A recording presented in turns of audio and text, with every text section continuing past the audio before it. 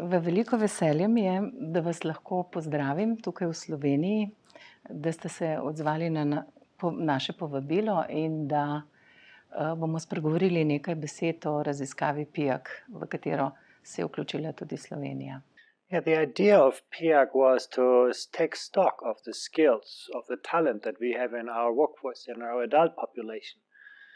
We know what qualifications people got early in their years, but we don't know typically what skills they develop during their life. We also wanted to know how people actually use their skills.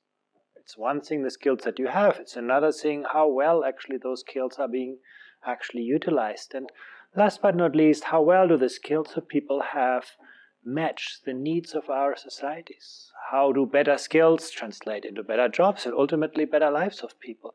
So those are the fundamental questions that are behind PIAAC, and they have not been answered in any other way than by going to people and assessing their skills and asking them about their lives. So that's been the driving force, the idea behind this. It grew in a way out of the PISA assessment, where we did similar work with young people at school.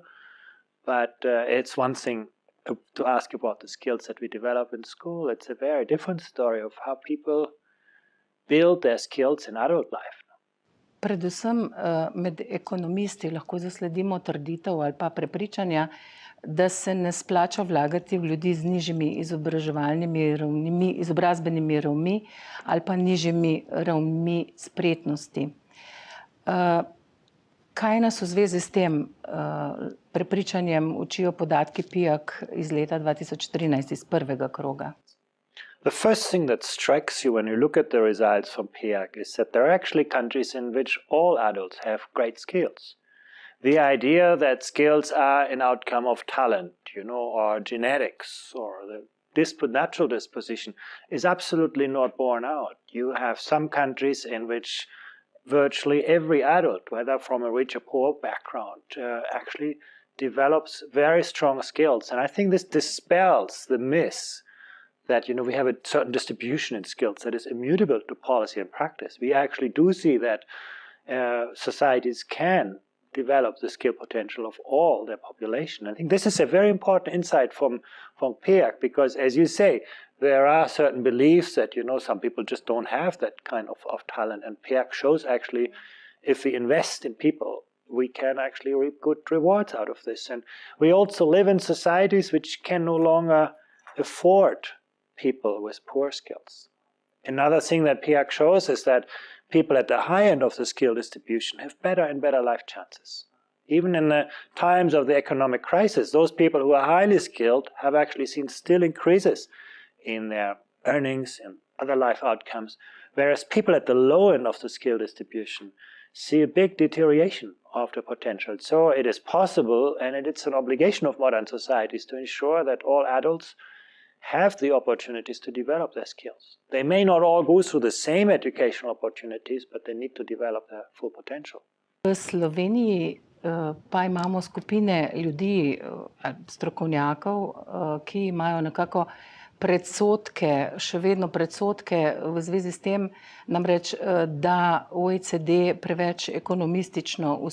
je preveč ekonomistično usmerjena glede razvoja kompetenc odraslih in da jih preveč povezuje s trgom dela in produktivnostjo. Kaj bi vi odgovorili tem skeptikom v zvezi z raziskavo PIAAC? First of all, PIAAC is run and financed by ministries of education and ministries of labor.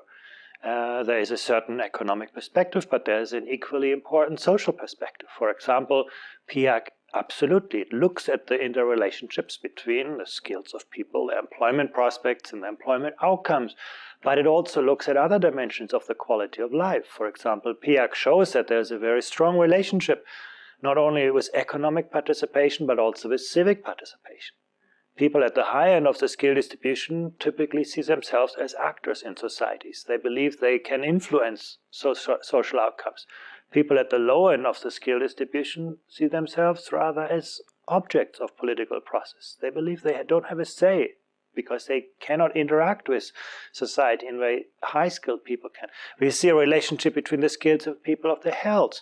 So yes, there is an economic dimension in PIAAC, but it is a much broader conception. Both the type of skills that we look at the development and use of skills not only at the workplace but in life, and at the type of outcomes, the social outcomes that we value. Ultimately, PIAAC is about how we can improve the quality of life of people. Money is certainly an important part of that, but it's only a small part of the picture. Je v ozadju nek močan, etičen, raziskovalni, bi rekla, tudi strokovni naboj torej v ozadju konstrukcije tega enega največjih raziskovalnih projektov pravzaprav.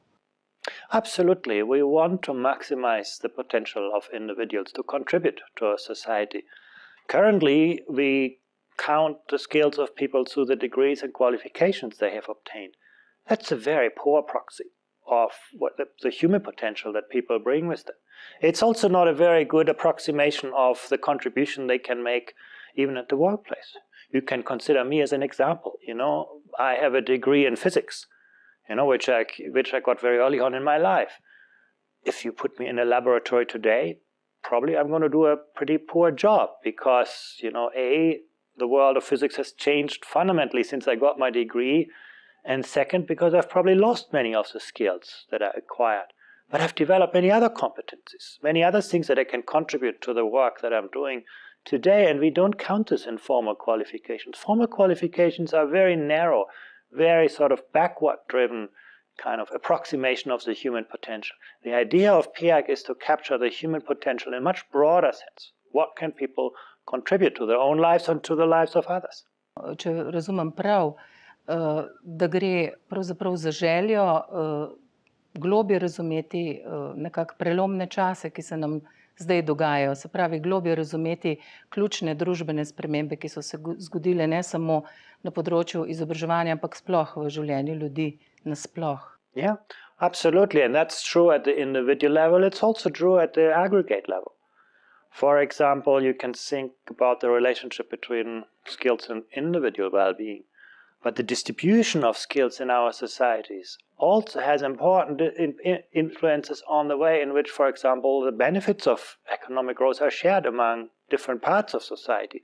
So it's also the aggregate perspective that we're trying to bring into this. Now, what can skills policies contribute to increase the overall well-being of societies? For example, if you're highly diverse skill distribution, lots of people with low skills, it may still work for the economic side, but the social side, then you have probably lots of crime, lots of unhappy people who cannot contribute to society. I think we need to look at this both from the perspective of individuals, but also what's the impact on our societies. Nekoliko idealistično, ne?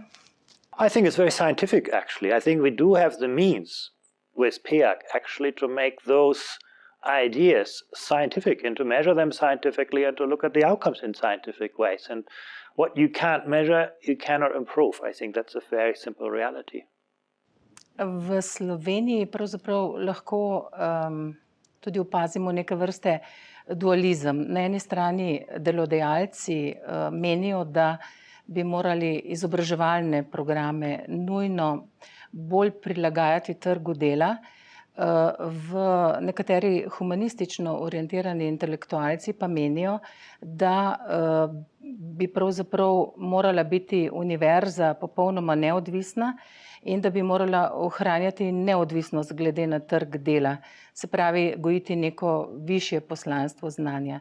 Kaj vi menite o tem v povezavi z raziskavo PIAAC? That's an interesting question, and certainly all educational efforts should be geared towards the well-being of societies. Education should always have a purpose. But the purpose of the economy is only one facet of this. The quality of life covers many, many dimensions. We also need to bring in the dimension of time here. Employers are very good in telling you what they need today, the kind of people, the kind of skills they need today. They're often not that good in thinking about, what's going to drive the long-term future of Slovenia, both economically and socially. And in that sense, governments have a role to play to think about, the balance between what are the skills we need today, but also what's going to equip young people to be successful tomorrow and the day after tomorrow. And PIAAC sheds some really interesting light on this. You can, for example, look at at the life outcomes of people with vocational qualifications. Typically, they have a smoother transition into the labor market.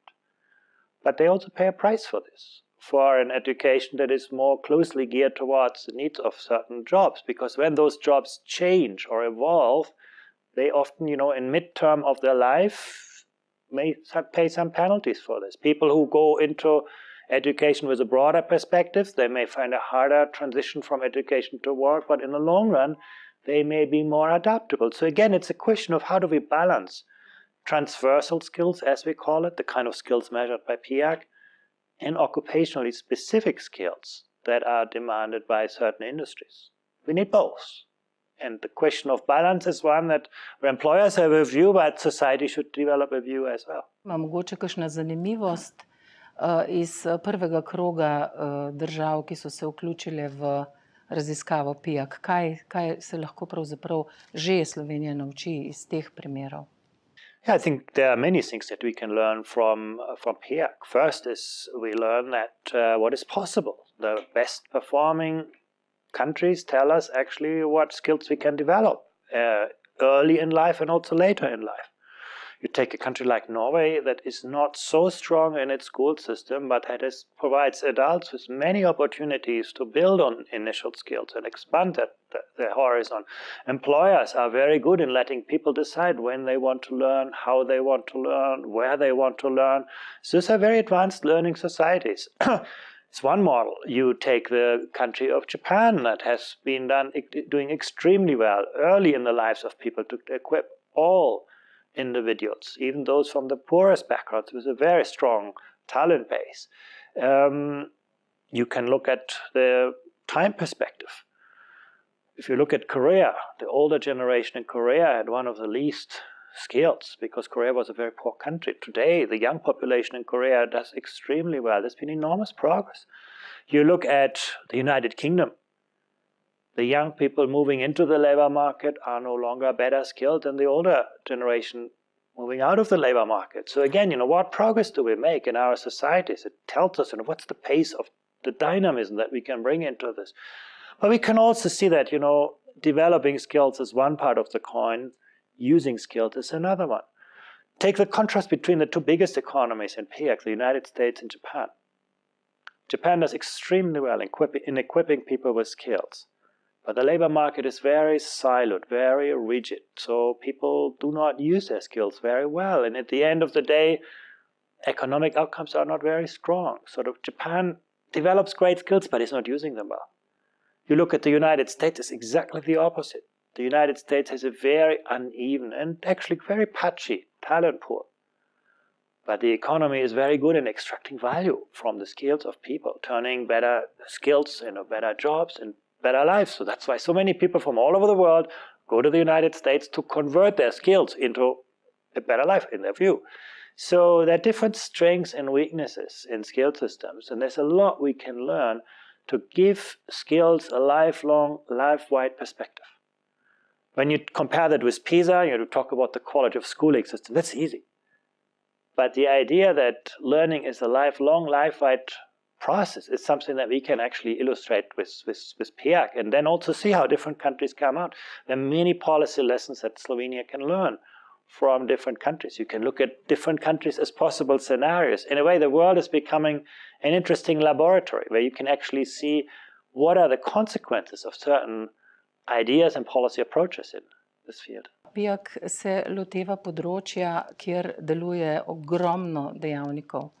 Kako gledate na to? Ali v bistvu sama raziskava dovolj upošteva vso dinamiko nekako vseživljenjskega okolja, v katerem se dogajajo ali pa se krepijo spretnosti? It's a good question. Any survey is limited by what it measures. And PIAAC can explain the skill differences that we observe by the contextual factors that it measures. But actually, if you look at the results, there's a fair share of those differences that we are able to explain with the contextual factors from PIAAC. The socioeconomic background of individuals, institutions, and countries is one of these. The policy factors, the kind of opportunities for learning that different societies create and maintain for people over their life, because those factors are quite well measured, the utilization of skills.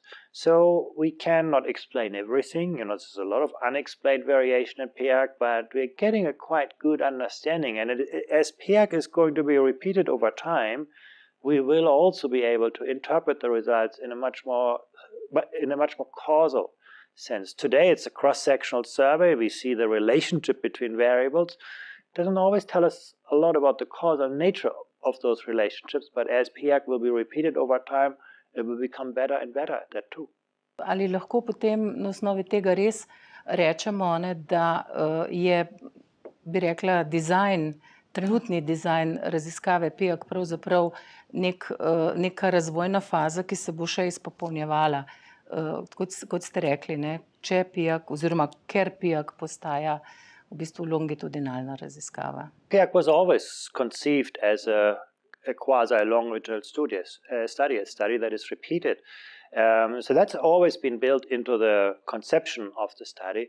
We'll also link it more closely with schooling outcomes by integrating it in the second round more closely with the PISA survey. So there's going to be lots of additional potential.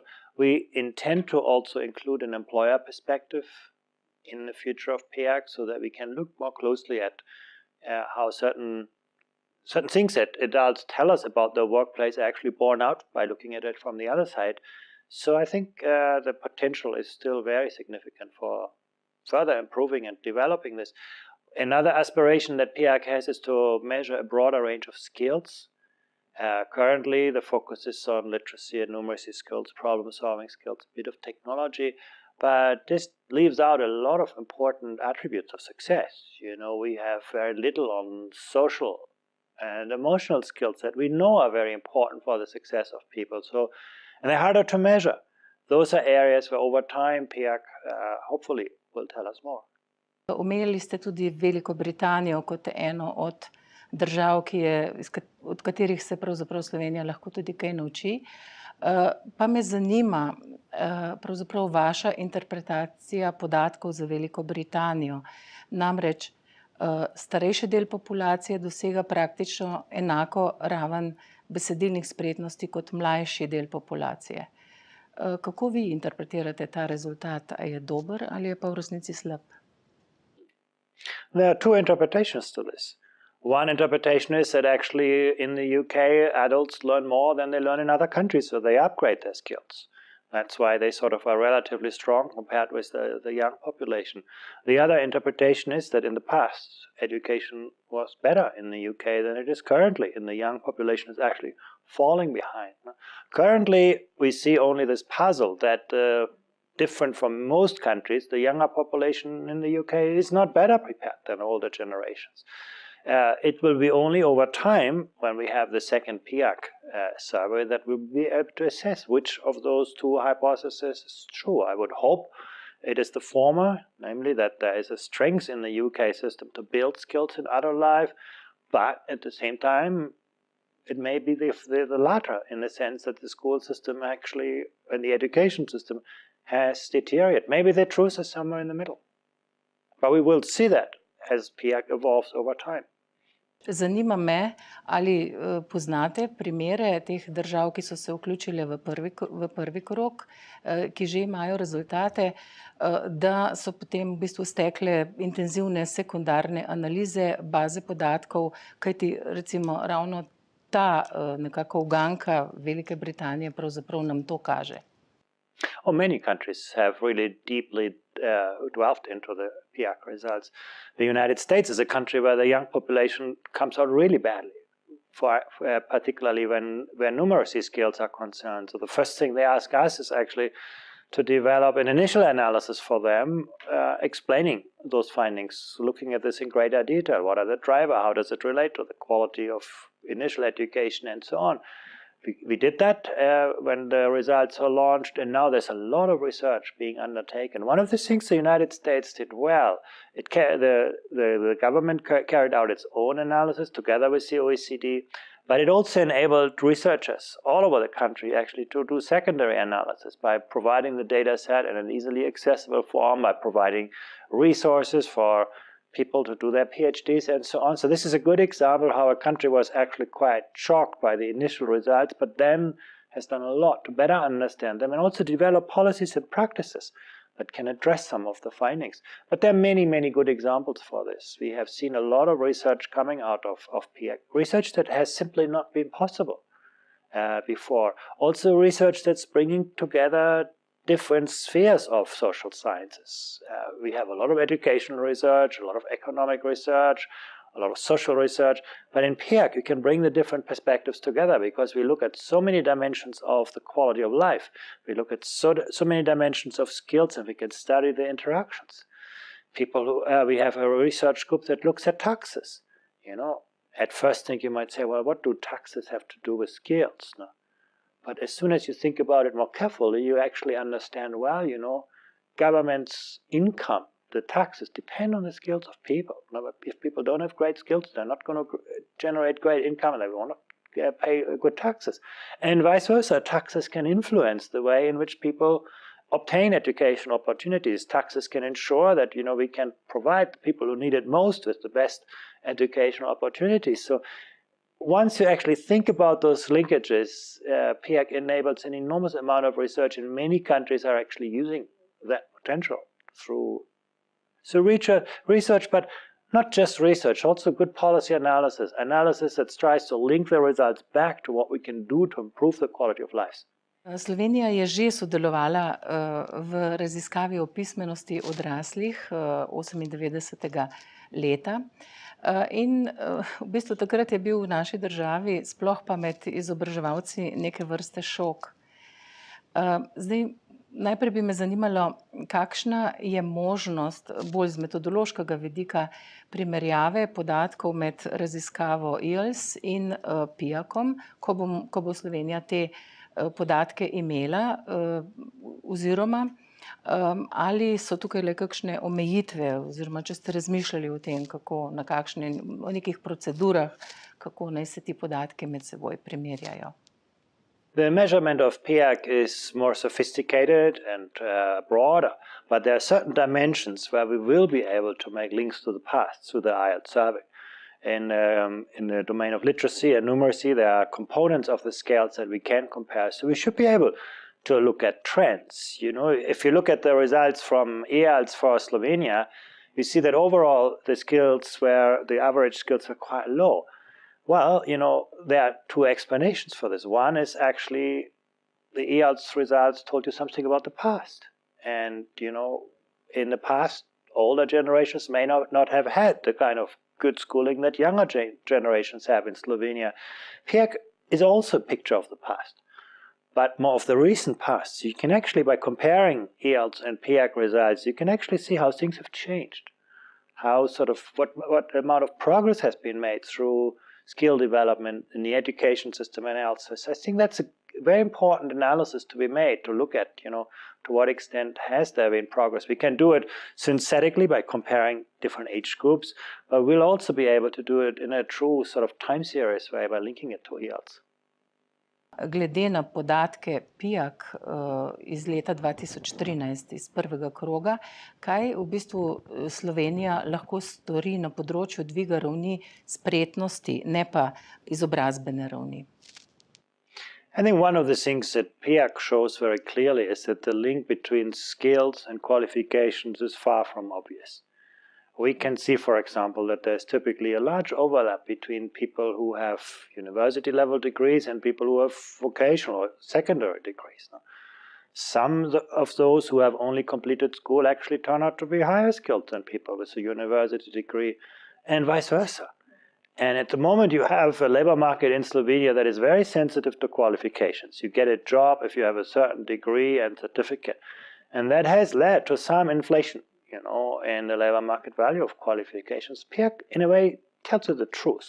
At the end of the day, it's not about the degree that you got, but what is it that you know and what is it that you can do with what you know. And that's what PIAAC tells you. So in a sense, if the society of Slovenia becomes more open to actually looking at the skills of people rather than just to the paper qualifications from their past, it will make better use of its own talent. It will give people opportunities who have acquired skills, maybe in non-traditional ways, as opposed to just have followed certain educational pathways. And in that sense, I think PIAC provides an enormous opportunity for Slovenia to adjust and to open up to new types of skills.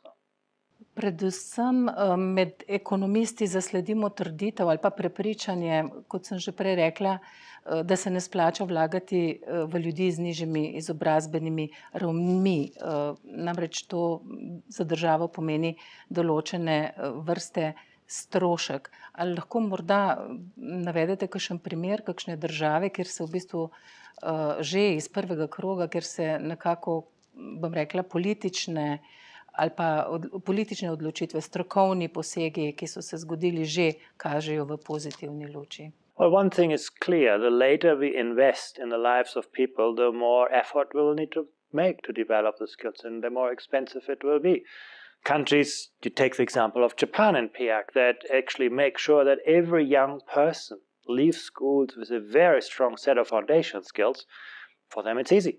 They can add to the skill base throughout the lives of people. Countries that have a very disparate set of skills in school will have to work harder on this. But take the example of Denmark, of Norway, of Sweden, of Finland. They're very good examples who invest throughout the life course of people, who ensure that even those who do not make the grade initially will get the opportunities to enhance their skills later in life.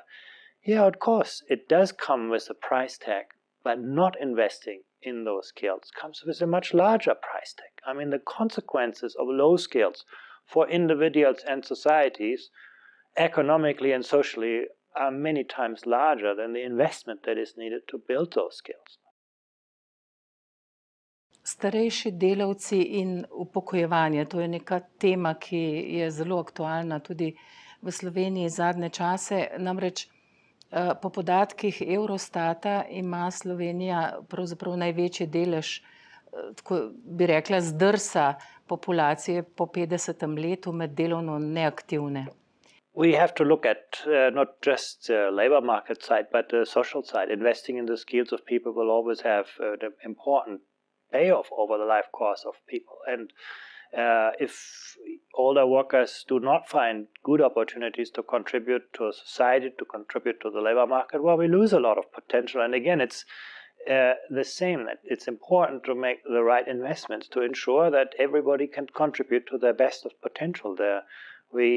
In modern societies, particularly aging societies, we need everyone to make a contribution, a meaningful contribution to life and work, to their potential. That means investing in the skills. Job-specific skills are part of it, but who knows, many people may find later in life, what their destination, their ideas are, and to support them in their aspirations is very important.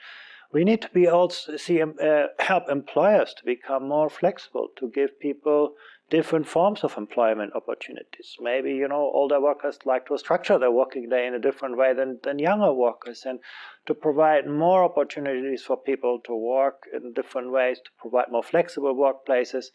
I think that's something where we can, in many countries, do a lot better to make sure that actually this boundary between work and non-work and inactivity becomes a lot more fluid and a lot more flexible, a lot more individual. It may work out differently for different individuals, and to be open enough and to leave the doors always open. That's what skill policies really is about, is not to close doors, to ensure that everyone has the opportunity to build their skills. It also puts clearly more responsibilities on individuals today.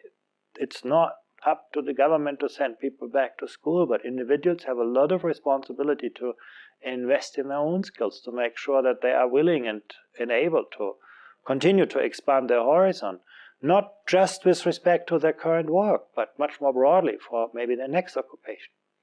Nekako trčimo na vprašanje človekovih pravic. Namreč kaj pri ljudeh, ki nekako se niti ne zavedajo tega, da je potrebno vlagati v razvoj spretnosti, da so tako zelo pomembne. Kako tukaj le vidite, kaj lahko pravzaprav z raziskavo PIAC doprinesemo pravzaprav, rekla, za boljše, rekla, tudi odločanje načrtovalcev politik? Yeah, first of all, PIAC shows where the strengths and weaknesses of national skill systems are. It helps us to identify where there are weaknesses in the talent pool, and particularly where these weaknesses are structural. For example, it shows that different population groups, different social groups may come out with different skills, or maybe skill differences between the genders, and so on. I think that's very important to identify where are the strengths, where are the weaknesses. The second thing is it shows us what's possible. You can compare those population groups with population groups in other countries and see, whether this is something that is inherent in those individuals or something that is amenable through public policy or perhaps the broader social context. So that's also very important, this kind of benchmarking. To what extent are the problems that we see in Slovenia universal or actually part attributable to certain policies and practices? And then when you look deeper into the data and connect them with other types of research, we can look at the kind of policies and practices that have helped other countries overcome similar challenges which Slovenia faces. So, and that's very important. The idea of PIAC is not just to provide a database. The idea of PIAC is very actively to support the process of evidence-based policy formation. Zanima me, zakaj pravzaprav je v PIAC-u predlagana na nek način nižja raven, kot jo je opredelila raziskava IALS iz leta 1998, kjer je bila nekako tretja raven tista, ki omogoča posamezniku neko aktivno udeležbo. Ali je tukaj samo razlika v metodologiji, ali v bistvu so tudi neke ugotovitve botrovale tej razliki? Well, the levels of PIAC and IELTS are not directly comparable. They're designed differently. But I also would not attribute too much importance to a cutoff point on PIAC. Because those cutoff points may well vary across countries. What makes you successful in Slovenia may be much more demanding than what makes you successful, in Spain or Italy. I think that's important. They may also evolve over time. What is good today may not be sufficient tomorrow. The skill demands of societies evolve very rapidly. So actually, we use certain skill levels as benchmarks for analysis. For example, when we want to see what the outcomes are, we compare different levels. But I would not actually, nowhere in the PIAC report did we establish a kind of qualified for life level, which was true in the IELTS survey. The IELTS survey gave the scale a normative interpretation. You need to be above that level in order to sort of contribute. We have not done that in PIAC for good reasons, because those levels will vary across countries and they will evolve over time. And our aim in society should be to maximize the talent of every individual, basically, to see how we can sort of move societies forward. One of the biggest problems, and that's not foreign to Slovenia, you have actually many pockets in the Slovenian economy that I would think are low skills equilibria. You have employers who are actually, just offering low skilled job because that's where they make money. And you have people who say, well, why should I go to study or to learn hard if that's the only sort of employer I can find work with?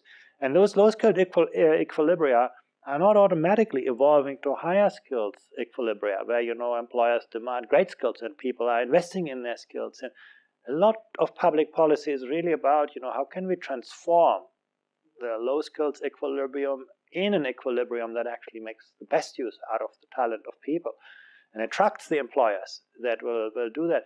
And I think that requires active policies, and any threshold would actually work against it, because the threshold would basically look at today's society. And that's something that we have very carefully avoided in PIAC. Kot vem, se razvija inštrument za individualno testiranje posameznikov, ki bi želeli pravzaprav na nek način v metodologiji, ki je primerljiva PIAC, stestirati svoje, aktualne spretnosti. Ali nam lahko morda kaj več poveste o tem? Namreč Slovenija razmišlja, da bi pravzaprav tu storila kakšen korak naprej. Yeah, PIAC gives Slovenia a photograph of the country. But it doesn't give individuals or institutions the tools to see where they fit into that photograph. The adult education skills online system is actually allowing everyone in Slovenia, every enterprise, every individual, every kind of entity to see, where do I fit into this picture? What are my strengths and weaknesses? What are the kind of returns that I've seen over my life? What's my own background? And It's a tool to actually activate people to see, for example, well, these are my strengths, but if I would invest actually to further build my skills, well, I could have those kinds of life outcomes, those kinds of labor market outcomes. So it's a tool that actually will help individuals, institutions, maybe companies, entities to actually see how they can do better. Employers could see to what extent they actually have a good match between the skills they have and the skills they want to actually become more sort of productive, forward-looking in their works. I think this is a possibility that we have opened now to go beyond the national photograph to actually allow individuals and others to see where they stand.